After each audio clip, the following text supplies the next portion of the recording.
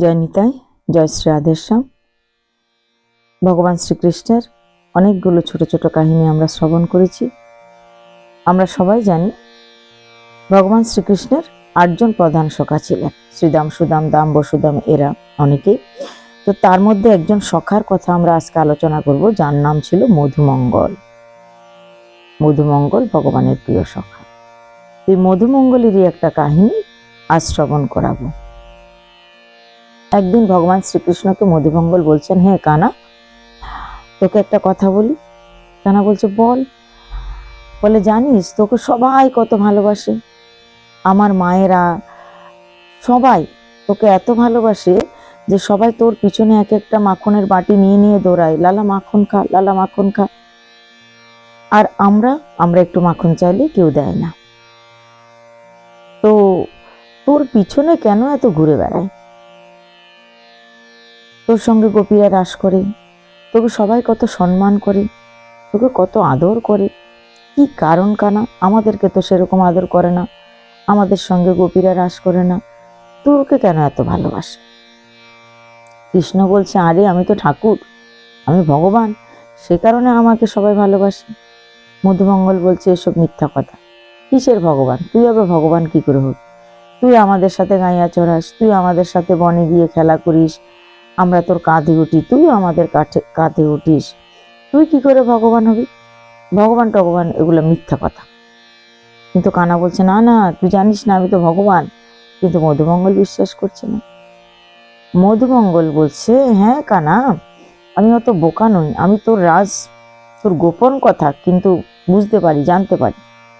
কানা বলে, কি জানতে পারিস?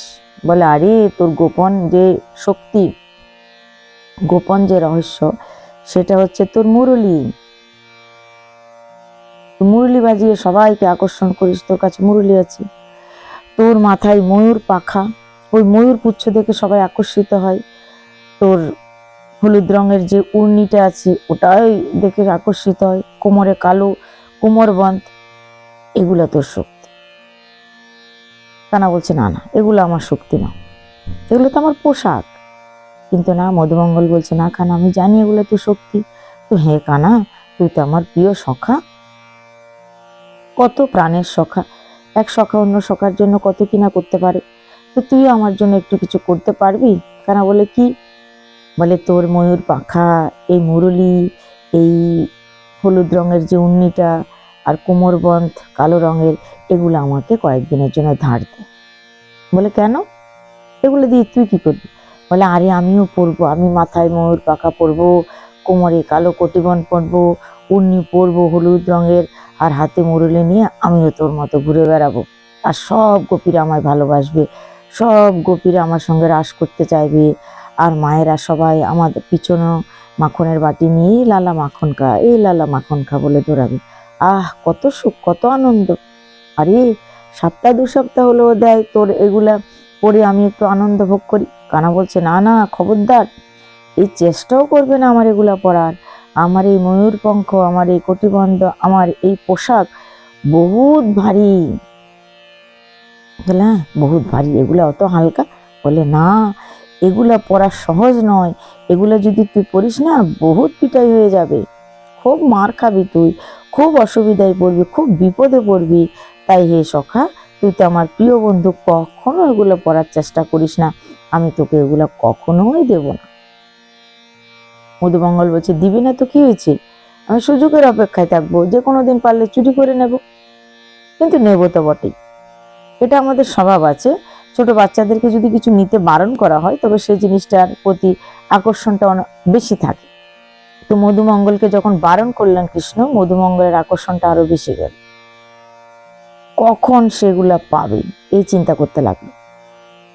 প্রত্যেক দিন সে খুব চেষ্টা করে কানার এই জিনিসগুলো চুরি করা, কিন্তু একদিন সে সুযোগ এসেও গেল। একদিন সুযোগ বুঝে সে কানার সমস্ত কিছু চুরি করে নিল। ময়ূর পাখা, সেই হলুদ রঙের উর্নিটা, আর কোমরবন্ধ কালো রঙের, আর মুরলি সব চুরি করে নিয়ে পরে ফেললো। কৃষ্ণ যেমন পড়ে ঠিক সেরকম ভাবে পড়লো। এবার ব্রজের পথে পথে হাঁটছে, কিন্তু ব্রজের পথে হাঁটলে কি হবে, সবাই তাকে দিকে হাসি ঠাট্টা করছে, আরে দেখো দেখো মধুমঙ্গল এগুলো পড়েছে। গোপীরাও তিরস্কার করছে, আরে মধুমঙ্গল তুই এগুলো কেন পড়েছিস? আরে কেউ কেউ তো এরম করছে, বড় বড় ঢিল নিয়ে তার দিকে ছুটছে। ও ভাবছে, আরে কৃষ্ণ পড়লে এত সম্মান এত আদর, আর আমি পড়েছি তাই তিরস্কার।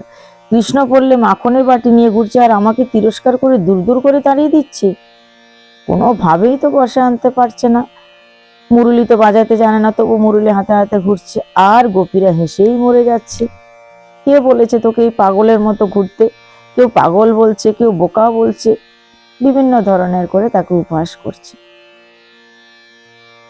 সে তো ব্রজের ধামে হেঁটে চলে বেড়াচ্ছে। এইদিকে কি হলো, কংস, মহারাজ কংস একের পর এক যে ওষুধদেরকে পাঠাচ্ছিল, সেই সময়ে তিনি কেশী নামক এক দৈত্যকে ব্রজধামে পাঠাচ্ছিলেন। যাও কেশী, তুমি গিয়ে কৃষ্ণকে মেরে আসো। তো কেশী বললেন, মহারাজ আমার সে শত্রু কৃষ্ণ দেখতে কেমন, তাকে চিনব কি করে? মহারাজ বললেন, তাকে চিনতে পারবে, তার মাথায় ময়ূর পাখা আর হলুদ রঙের উন্নি পরে থাকে সব সময়, পীতাম্বর পরে, কোমরে কালো বন্ধ কটিবন্ধ পরে থাকে, আর হাতে একটা বাঁশি সব সময় থাকে, হয়তো কোমরে গোজা থাকবে, হয়তো হাতে থাকবে, শ্যামবর্ণ, কোকড়ানো চুল, তুমি পেয়ে যাবে সহজে। কেশী বৃন্দাবনে আসলো। বৃন্দাবনে এসে ছদ্মবেশে ঘুরে ঘুরে দেখতে দেখতে পড়লো সামনে মধুমঙ্গলের। মধুমঙ্গলের মাথায় ময়ূর পাখা, হাতে মুরলি, পীতাম্বর পরে আছে, কটিবন্ধ পরে আছে। কেশী তো বুঝে গেল এই হচ্ছে কৃষ্ণ। সে বলছে, আরে তুমি কৃষ্ণ না? মধুমঙ্গল প্রথম খুশি হলো, আরে আমাকে দেখতে কৃষ্ণের মতো মনে হচ্ছে, এ বুঝি আমাকে সম্মান করবে।